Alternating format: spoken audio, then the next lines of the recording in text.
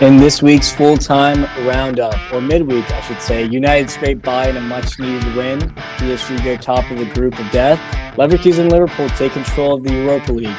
And Matt and I preview this weekend's fixtures. Plus, I give you my best bets, and full-time roundup starts right now.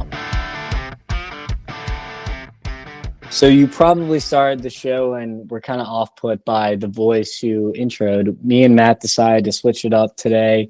I am the technical host, I guess, of this midweek show as we are starting something new here. We're going to be hitting on a little UCL Europa League recap, as well as talking some predictions, throwing in a couple segments here and there, and then also we'll have my domestic betting segment at the end of the show. So this might be a little longer than normal for midweek matches, but we just had a lot of Champions League games we wanted to talk about as it kind of heats up here. And Matt, most importantly, how are you doing? Daniel, can't complain. Another beautiful fall day here in the Carolinas. I am passing off the big boy chair to you today, so I get to answer some of your questions, which in a little bit of role reversal is always going to be interesting. So looking forward to that. And of course, there was just great games today and yesterday and Tuesday, as we are recording this on a Thursday night. So just been games all week. There was games Monday, like we talked about on our previous recap show, games all week today, and then domestic games kick off tomorrow. So just back at it and always happy to talk football with you, no matter what day of the week it is. Absolutely. And it is Spooktober. It's a beautiful day in Charlotte, North Carolina. I mean, can't believe it touched 80 today in late October, but I'm absolutely here for it. And like you said, we are recording on a Thursday. It is my lovely girlfriend's birthday, and she's letting me record this right before we go to dinner. So shout out to Paige. But Matt, enough of the small talk. Let's get to UCL recap here. Group of death does not disappoint. PSG ahead with 6 points. Dortmund and Newcastle have 4 points, and Milan are bottom with 2. PSG, Milan thoughts here. What do you think here? Thought PSG were slow out of the gate. They obviously get a goal from Mbappe that kind of settles them down, and they take off from there. I think they sit the top of the table, as they deservedly so, and a big bounce back performance after that abysmal night in St. James's Park where they get drubbed 4-0. So they absolutely needed this.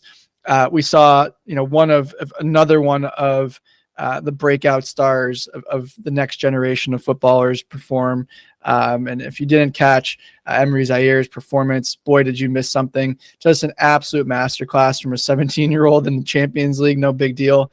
And PSG roll, and AC Milan kind of takes their losses and goes back to Milan. Of course, this round of fixtures 3 and 4 will have back-to-back home and home. So right back at it against the same opponent, this time on their soil. So big matchup for them in the return leg in a couple weeks' time.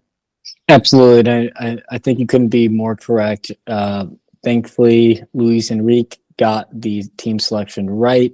Good to see that Zaire Emery has just flourished, man of the match on Tuesday. And not many PSG youngsters get the chance that he's gotten in this squad. So, we've seen like Nkunku and Moussa Diaby all move on and flourish at other clubs. But Zaire Emery's kind of staked his claim in this PSG midfield and this rebuild that they're doing right now. And they kind of just beat Milan down. And I do have a question for you, Matt. Can Milan win big games? They've lost to Inter, they've lost to Juve, and now they've lost pretty handily to PSG. Yeah, it's going to be quite the matchup going forward. Of course, you mentioned some of those losses already, and you're going to be defined by Champions League nights, and this is not a good performance for them. Of course, we talked about the Juventus loss coming out of the international break already, and losing top spot in Serie A to their rivals. So I think you're going to be, of course, this game in the San Siro is not next weekend, so you have a few fixtures in between, but you're really looking at kind of a trend if they get either smashed or just put up another stinker performance at home against PSG. But I think there's a lot to look forward to. Again, you're still sitting second in the league. You're still in it for a Champions League spot to the knockout. There's a lot of games to still be played here, and a lot of ways, a lot of points to still be had. So I wouldn't put too much on it quite yet, but it is becoming concerning and a trend that AC Milan have shown a little bit so far this season. Absolutely. And PSG, or not PSG, excuse me, Dortmund had the smash and grab result, 3 points at Newcastle on Tuesday as well. Julian Brandt and Ryerson both ruled out before the game, so I thought this would be not a walk in the park for Newcastle, but a comfortable 1-2-0 win. And the crossbar and BVB setup kind of saved them there, and they get a much needed win on the road. Any commentary on this game? Yeah, I mean, massive points for Dortmund on the road. You can't lose your home games in Champions League. It's especially in the group stages, you just can't do it. They of course get the big win against PSG. That is Newcastle, but they drop points here, and now they have to go on the road. Daniel, they had a lot of the tough games at home early in this group, and now they're going to have to go on the road and kind of suck it up. Of course, they still have the squad, they have the talent, they have the opportunity. Eddie Howe's a great manager, he's ridden the ship, but it's going to be a really tough task now for Newcastle to advance. And Dortmund, like you said, big points, kind of been this way all season domestically as well. Just kind of get the 3 points somehow, or don't lose and continue to move up the table. And they're currently doing that in the Bundesliga as well. And they move up in a big way here in this group. And this group is still wide open, as we expected it to be, considering how strong all 4 teams are. Absolutely. It was good to see that Gio Reyna did get some minutes today. Marco Reus is kind of flamed out from his early form, so maybe Reyna starts to steal some of his minutes looking forward, but he's not featured much, so it's good to see he kind of got 30 minutes in the last 2 games. Now, we talked about Milan being bottom. Let's talk about Copenhagen and Man U in a different group. Man U get a much-needed point at Copenhagen. Still not a great performance, but a win's a win.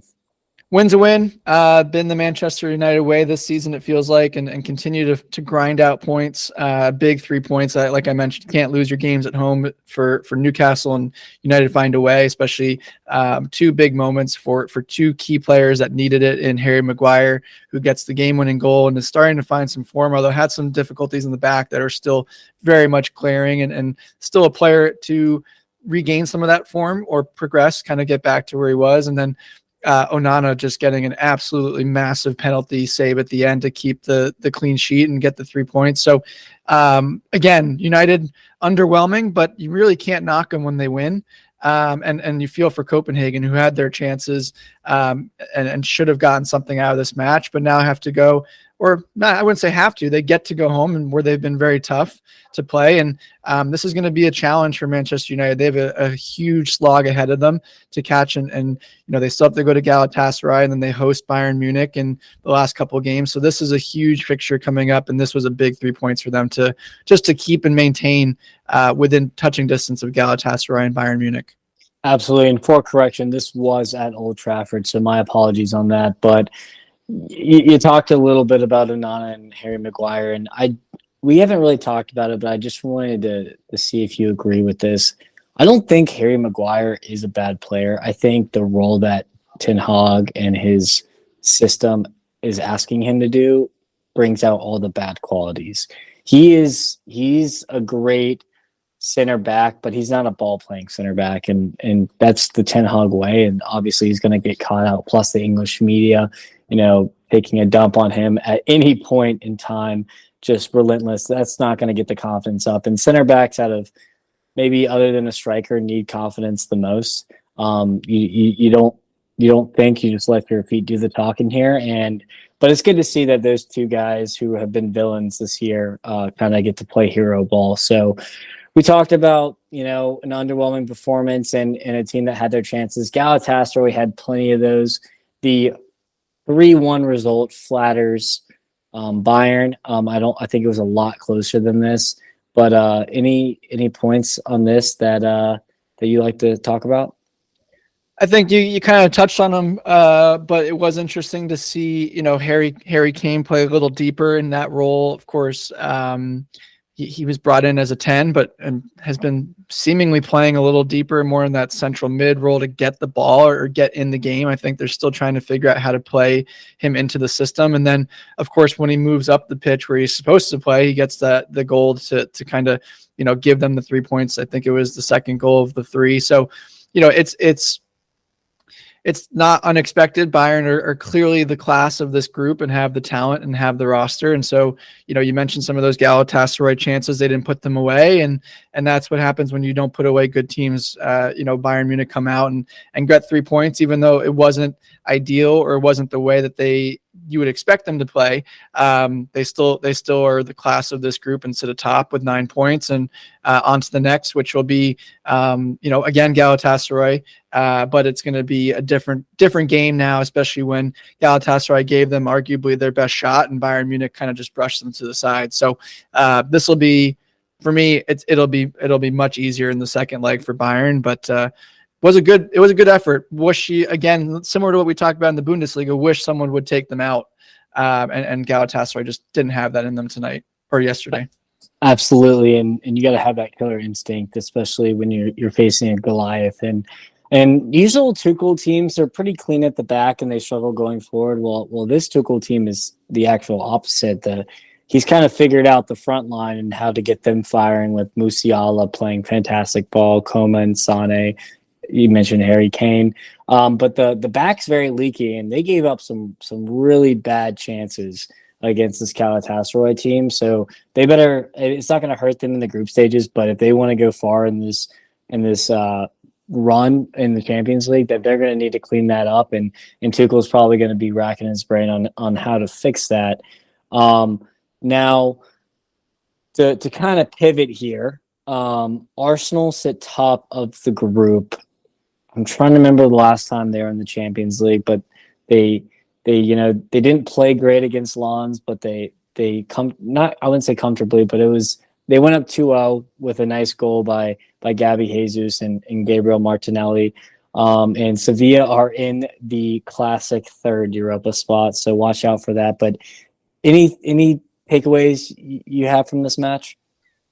It was surprising to me that Arsenal kind of made it look easy at Sevilla. They go up 2-0 and then Sevilla pushed back a little bit as you expect them to do. You mentioned just their form in European football and Europa League particularly, but don't count them out in any European tournament. But it was surprising to me. Of course, Arsenal needed a big performance after a pretty rough, I wouldn't say rough, but not to their standard against Chelsea. And of course you drop points there. So that's you want to have a good bounce back performance. And then, you can't really look at this match without looking at Sevilla's goal and bringing up the goaltender situation again. David Raya makes a mistake and that costs them an opportunity. And then late in the game, he kind of punches one over the net that almost went in as well. So again, not to bring it back to the whole dynamic with Ramsdale and everything, but Arsenal needed this 3 points. The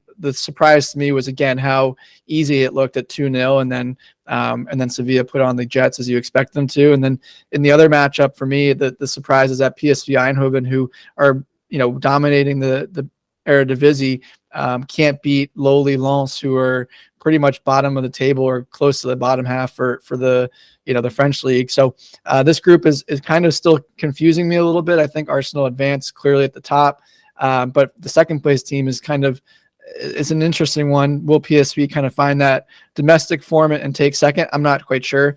But this group is confusing, but Arsenal did what they had to do, and now they have a little bit of breathing room and they can kind of make some changes in the second leg. Absolutely, and I've been very impressed with Lens. They lost Sekou Fofana and they lost Openda in the summer, and that was kind of their core of their team. And they signed Wahi, the 20-year-old who scored, and I think he came from Strasbourg, but he kind of started the season off pretty cold and has kind of heated up, especially in the Champions League with a crucial goal there. And you see PSV get rocked by Arsenal in game one, and they tie Sevilla, and then they tie Lens. again. So not the best. I'd like to see more from PSV here. But I do want to ask you, can you kind of give me your top four? In this group? Or sorry, 1 through 4 In the group predictions. in order? Yeah. I mean, Arsenal won for me. I think that's pretty clear in this one. This 2 and 3 are probably my trickier ones, to be honest. I do think Lens end up at 4 when it's all said and done. Just it's a lot. They're not quite ready yet for it. I think you're looking at two. Again, a leader in their league. So I would say PSV are stronger than Lens, although we just saw, a weak haphazard performance there. And then Sevilla, just you never know what you're going to get from Sevilla. So for me, I would say Arsenal first, PSV second, Sevilla third, which means they go into Europa League and then they win that, and Lens in fourth. So I'll do that.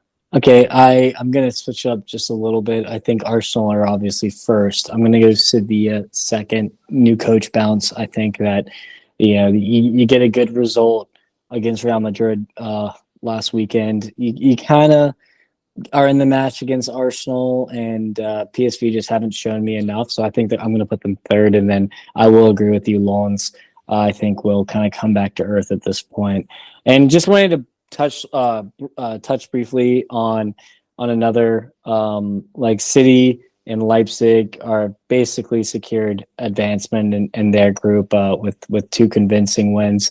It was a little shaky for City. It was 0-0 at halftime, but they kind of turned it on in the second half. Although they were tied at 1-1 at one point, but when you have Erling Haaland, Julian Alvarez, and co, it's there's not much you can do. Not much, and a couple other teams that feel pretty comfortable saying will probably advance are Real Madrid, who won their game against Braga, sit atop the table at 9 points, and then Barcelona. Very cool stadium, by the way. Very cool stadium, right, with the wall and carved out of the mountain, which is pretty sweet.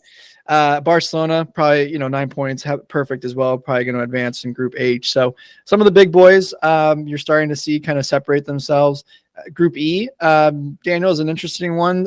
Atletico Madrid get a draw against Celtic, which kind of flips that group a little bit on its head, although I think Celtic are still out of it. But you're looking at now Feyenoord, Atleti, and Lazio fighting for the top 3. They're all separated by 2 points. So it's going to be a good group there. And then Inter and Real Sociedad sit atop their group in Group D at 7 points. Salzburg puts up a good fight, but I think it's going to be those 2 at the top. And but otherwise, for me, there's nothing that really has stood out as far as a surprise. I'm not sure if there's any team in your eyes that has been kind of surprising, good or bad. I'll give you one of each. Feyenoord had been surprisingly good. They were the early kickoff, which was there was only 2, so I got to watch that one almost in its entirety, and they got a damn good team. And Santiago Jimenez is not going to be there for very much longer. The Mexican striker will have to play him, and he'll probably haunt our back line for the national team soon if he'll ever start. We'll see. But I would say Feyenoord are the team that impressed me. And the team that has been really bad that I've been surprised about is Benfica. They did lose a lot of key players in the summer and failed to kind of replace them and let the youngsters kind of fill those roles. And they kind of paid, with bad results. And they've lost 3 straight now. Now they did beat Porto twice now in the Portuguese league and in their cup. So good for them. But yeah. How about you? Any one good, one bad? Union Berlin, bad, as they've been bad in the league, which is surprising to me. And good. I mean, all these teams are good, so it's hard to pick a team that's surprisingly good. I would say Galatasaray so far have been surprisingly good. I didn't expect them, although you never knew what you were going to get from Manchester United in this group, the way that they were playing going into the tournament. But I will say Galatasaray in second place is a surprise for me. Yeah, they've been fantastic and did a ton of good business in the summer. So switching over to the Europa League recap here. Like in our intro, Bayern Leverkusen and Liverpool are the real deal here, and they both are perfect in their respective groups. Do you have any, points about this, or is it kind of just same old for these two teams? Same old for these two. They even get the same identical scoreline, 5-1 in both of their games. So, it is starting to shape up that these two teams are going to advance. Of course, it's a knockout after the group, so you never know how things shake out, but it does seem pretty likely that we're looking at, a late knockout contest between these two at some point.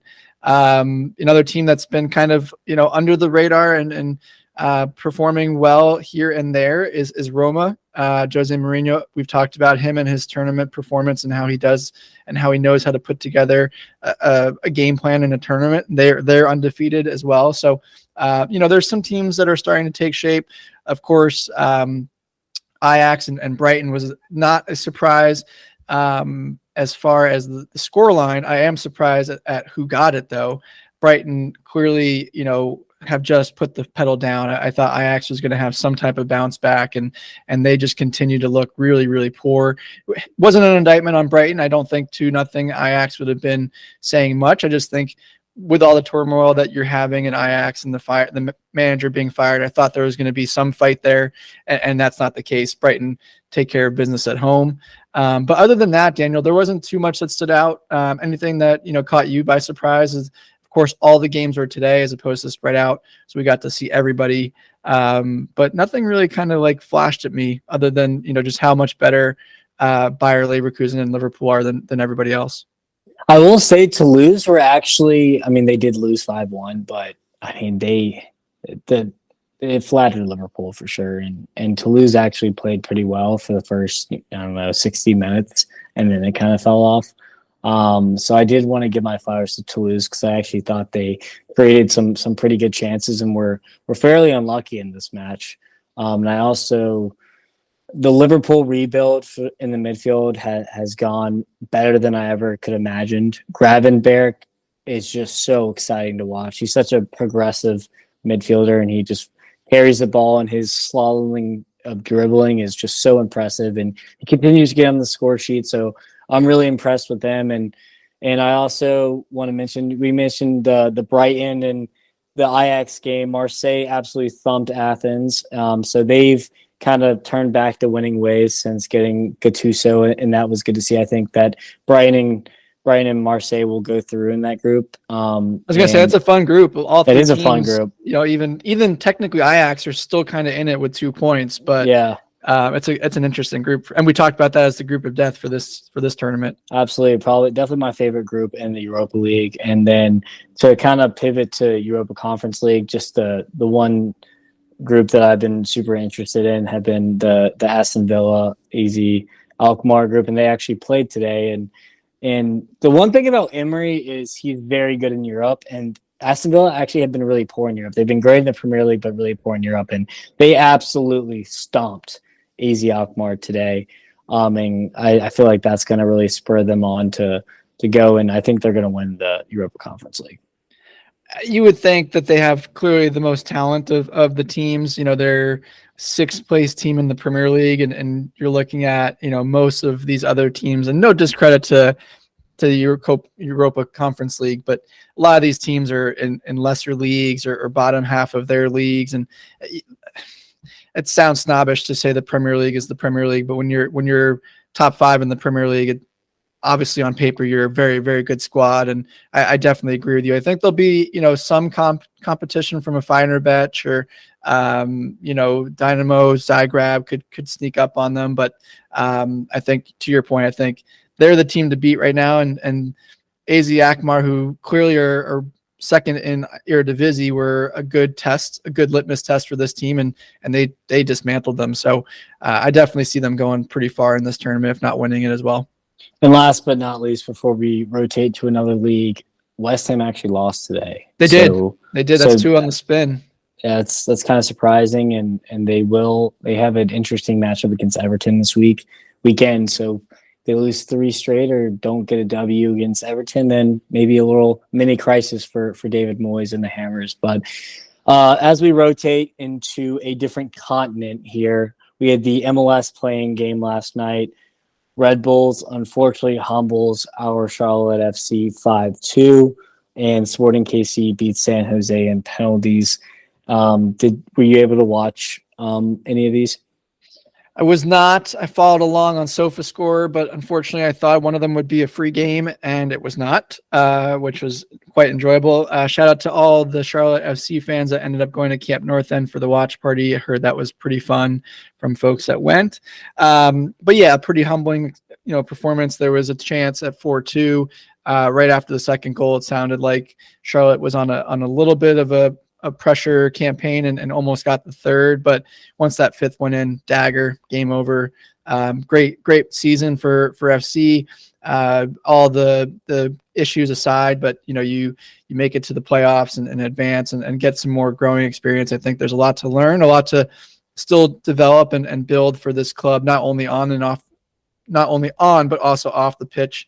But again, progress from the previous year, and you look at that as success. And then Sporting KC, not surprised there, one of the perennial teams in MLS, and been in MLS Cup and more in recent history. So they advance, and it's going to shape up to be some interesting playoff series, Daniel, that start on Saturday in MLS. I'm not sure who you gravitate towards now that FC is out, but it's going to be a fun run if you're an MLS fan, and we'll see who wins MLS Cup in a couple weeks' time.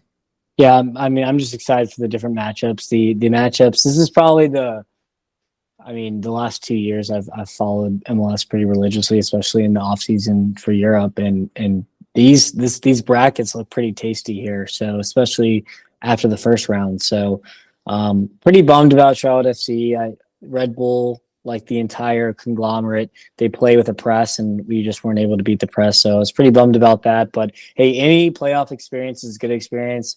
To get humbled like that probably will leave you hungry for next year. So they'll be thinking about that and stewing in their off season on their holidays. So I'm sure the boys will come back ready to play, and whatever changes happens. But and by the way, real quick, I just want to point out, in case you didn't see it, Messi named finalist for MLS newcomer, in case that was, very surprising for anybody. But let's just give awards in MLS. But that's neither here nor there. Shocking stuff. I won't show off my bias or hatred towards MLS right now. So, but yeah, it's an interesting award that he's going to clean up, as well as some others that he'll probably take home with him.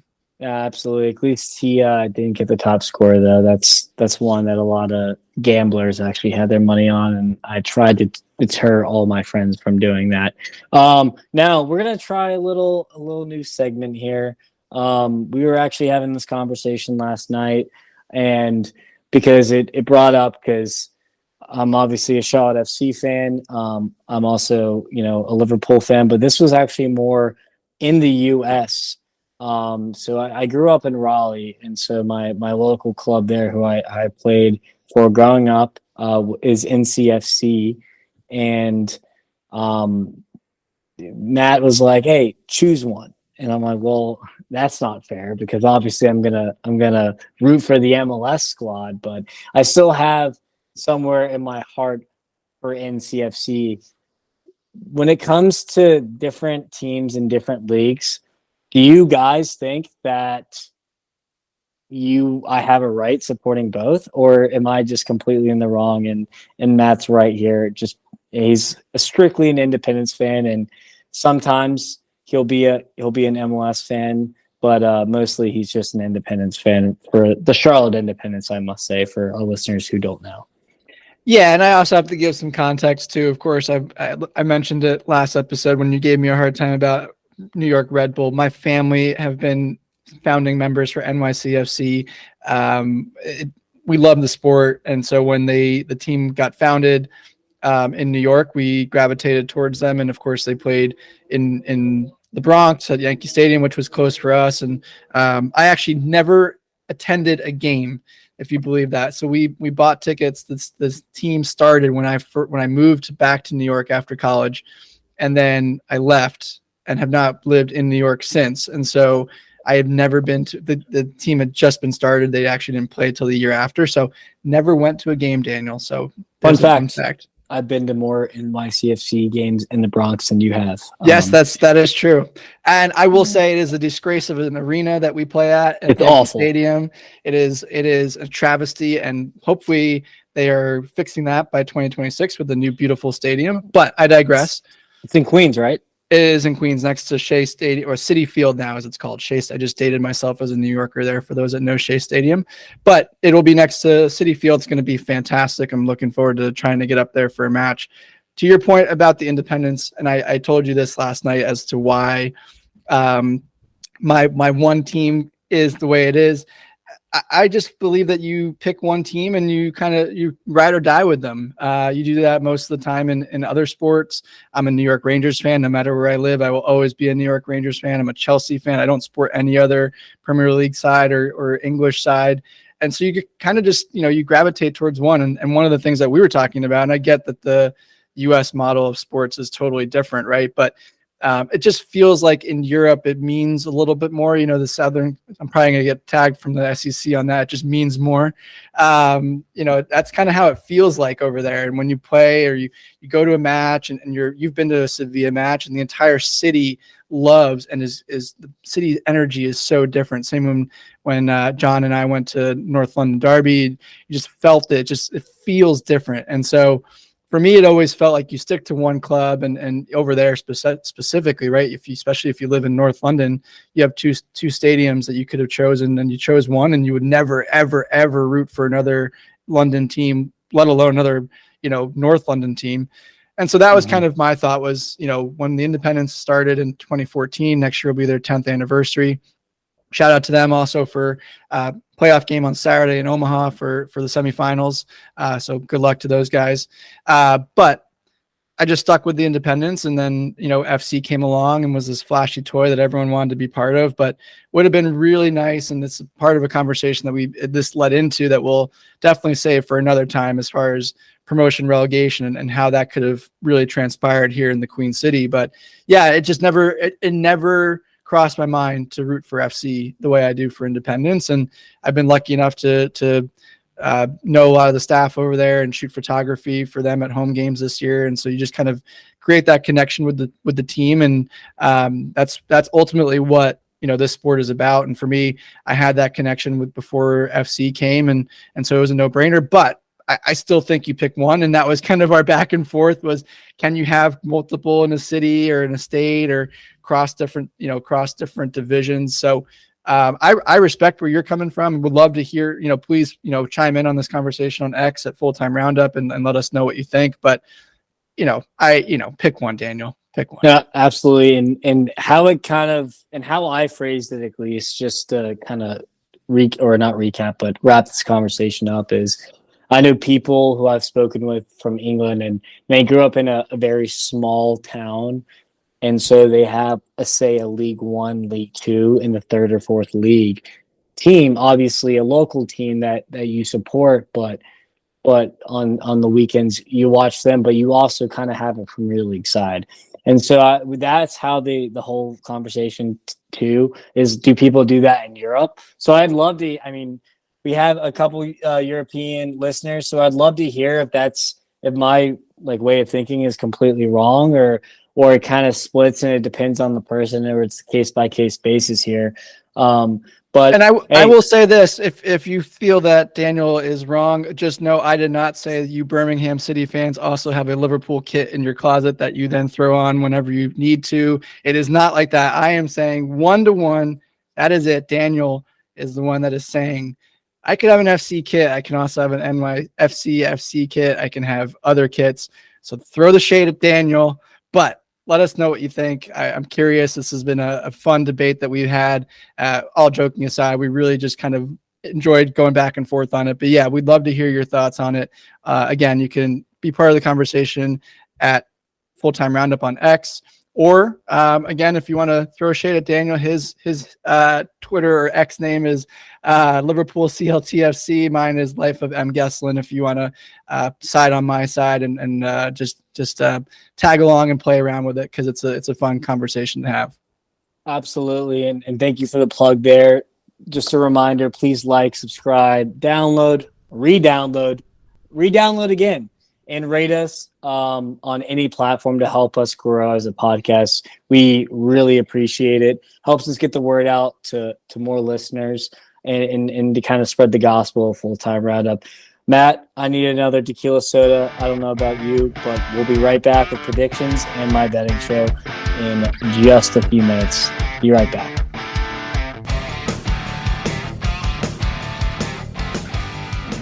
All right, Matt, we are back. Drink is full. Vibes are high. We just got done with, I would say a nice weekly argument. We always have one nice weekly I wouldn't say it's an argument, it's a discussion. And this one wasn't as heated as our last ones, but now we have predictions. And we have some fantastic games this weekend, and we're going to start it off with El Clasico. Barcelona versus Real Madrid. Barcelona is the home team. Just a few stats. I know you're the stat guy, so don't feel like I'm stepping on your toes here, but all time, Barca, 22 wins, 10 draws. Madrid with 17 wins all time. Barca are 3-2 in their last 5. Any thoughts on this one? Night of the Living Dead. Who's healthy? Who's available? Seriously.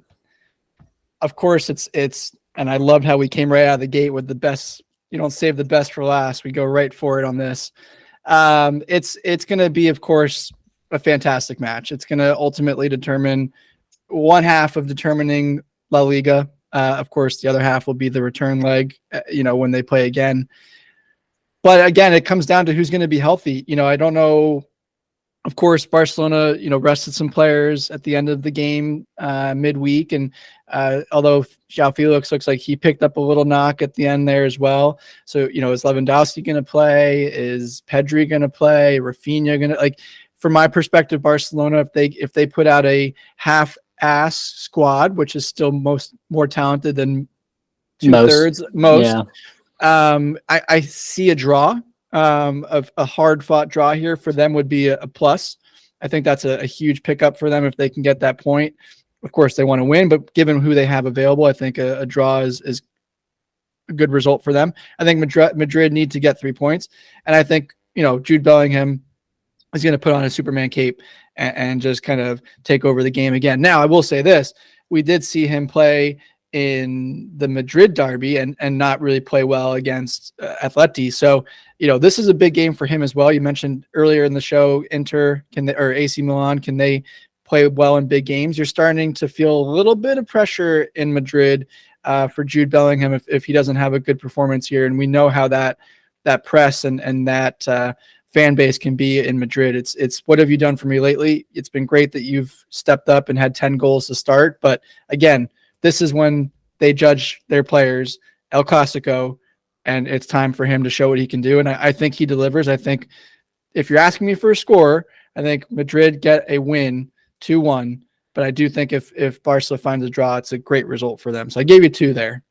Yeah, no, absolutely. And it's going to be hard to judge this one until the lineups come out.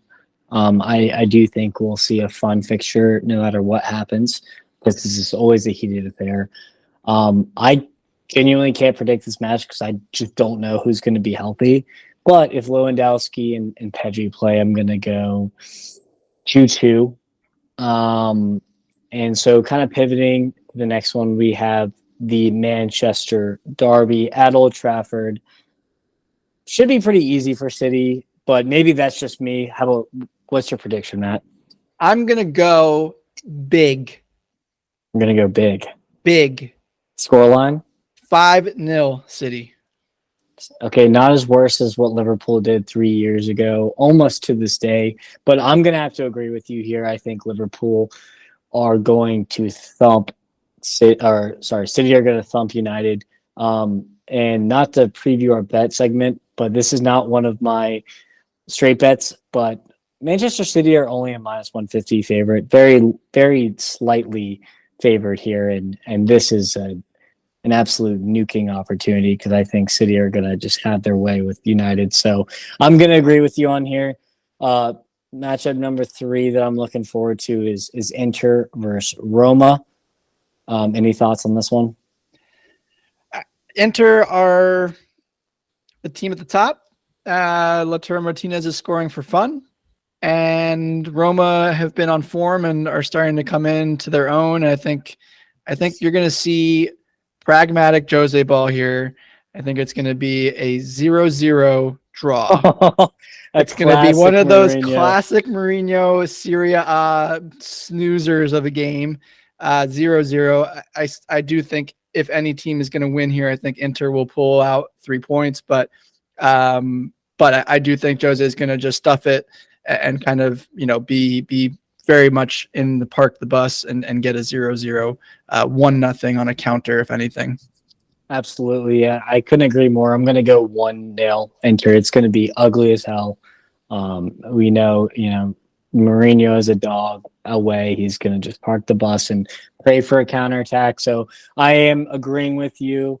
Now the next match I want to talk about quickly is Napoli versus Milan. We just talked about how Milan can't beat big teams. Do you think they're going to struggle again against Napoli? Napoli's starting to find some form, but no Victor Osimhen for Napoli here as well. I think AC Milan wins 3-1 in this one. Christian Pulisic with at least a point. Okay. I'm going to go 2-2 here. I don't think Milan win. I just can't trust Stefano Pioli here. They beat decent sides, but they can't beat good sides. And if you want to win the title, you got to beat these games. So this is a must win for Milan, even on the road. So I'm going to go 2-2. Now, moving over to France, Marseille-Lyon. Marseille with the new coach Gattuso are finding some form. Lyon are one of a relegation bound technically. Any predictions for this match? I would like Lyon to find something. So historic. I don't want them to go down. I hate that they're sucking. Me neither. And they haven't won yet this year. They have 3 draws. You know what? Gattuso bounces over. I think Lyon get 2-0 result on the road, and they get that first win of the season. I don't think Marseille are going anywhere. I think that's like we talked about. They are who they are at this point, but I think Lyon gets their first W for the season. You heard it here, folks. I'm going to do the complete opposite and do 3-1 Marseille victory at home. Marseille are starting to click. Aubameyang's getting hot, and Lyon's defense is just a catastrophe. So if you're counting on Aubameyang though as your goal scorer, I kind of like my prediction. That's fair, and I guess we'll see on Monday. Now we've talked about another really bad team here. And a team that's been another team that's been disappointing in the Champions League, but have been fantastic in the Eredivisie. PSV versus Ajax. What are you thinking, Matt? Man, I'm just starting to get to the point where I think Ajax go down. It's still early though. Come on now. I don't know, man. They're just horrible right now. Give me PSV in whatever number you want to put next to them. I don't think Ajax have a chance, honestly. Yeah, I'm agreeing. I'm going to say 3-0 PSV. So we're kind of on the same page with these. It's weird. Now we won't be on the next couple. I can guarantee that. That's fair. Matt wanted to add Liverpool and Chelsea here, so we're going to go with Liverpool versus Forest. Liverpool at home. Forest are they're 15th. They're not doing hot, but they're not doing bad. What do you lean here? Forest are one of those sneaky teams, and you guys have been having a moment of giving up an early goal this year. We have. I think Forest can get that first early goal, and then if any team can sit in a box and kind of play it out, I think it's Forest. Give me Forest 1-0. Not because of you and your fandom. I genuinely think Forest can take it and be a surprise. And there's always a shocker every week in the Premier League, and I think that's going to be the shocker this week. Interesting. I'm not going to agree with you just because we rested a ton of guys first to lose. Mo got on late, but Szoboszlai, McAllister, Van Dijk, Tsimikas didn't even play. I'm going to say we win 3-1. I will say they might concede early, but then they win their classic 3 consecutive goals after that. And Chelsea versus Brentford. This is an interesting match. And I've been thinking about this one because I was looking at the odds just to see kind of where Vegas had them at. Matt, what do you think about this? Tough match. Brentford have been pretty good the last couple of years, but they're really banged up right now. Yeah. And Chelsea, of course, are starting to find some form. I think, a win here, depending on some results, puts us top, 7, I think, or 8, maybe 8. Yeah, Chelsea 2-1. I think Brentford are just kind of in that. I don't think they go down. I know this is not what you're asking, but I think they're having a tough period right now, and I think this is one of those seasons where it kind of falls apart for them a little bit. But I obviously don't think they go down. But give me Chelsea at home 2-1. Absolutely. I'm going to actually agree with you here. 2-1 is the result. I was thinking Chelsea still get by, but it's going to be a close one that they have to grind out. Now, we did our predictions. Hope you guys enjoyed them. Now it is time for my betting segment. So just to recap real quick, for Europe, the Mortal Lock, Atletico Madrid, tough loss here. They dominated the game. What's his name? Rodrigo de Paul got a red card in the 70th minute to kind of ice it there. They were kind of pushing for it. So kind of bummed about that. I'm actually going to, Mortal Locks out the window. 2-6. I'm sick of it. I'm just going to do best bets and parlays. And if there's a game that I absolutely love, that'll be a fun play that we can do. But you know what? I'm kind of sick of this shit. Every time I pick a Mortal Lock, it feels like they lose, even though I love the play. So you should just fade me. Just tell me what it is, and I'll give you the fade, and then you win. That's a good point. And maybe we actually start doing that and we'll just have a fade Matt play every week. I'm just going to send him a bunch of odds. He picks one and then I just take the exact opposite. Now, for my parlay, it did cash. We made our coin back. Liverpool, City, Napoli, Leipzig, all money lines plus 225. That makes it 6 for 7 on parlays. I mean, this is just getting ridiculous here, or 6 for 8, excuse me, 6 for 8, but still hitting at a ridiculous clip here. And then for the best bets, we split. We had the over 3.5 Bayern Galatasaray. That was pretty easy. We also had Marseille versus Athens, easy. Ajax versus Brighton was a surprising loss for me. I thought that game was going to be like 4-1, 3-1. So pretty bummed about that. And then we lost on United Copenhagen over 3, which hurts. The missed penalty. He hits a post. United missed probably 3 sitters, so that one was a tough pill to swallow. But hey, we're still at 22.75 units all time.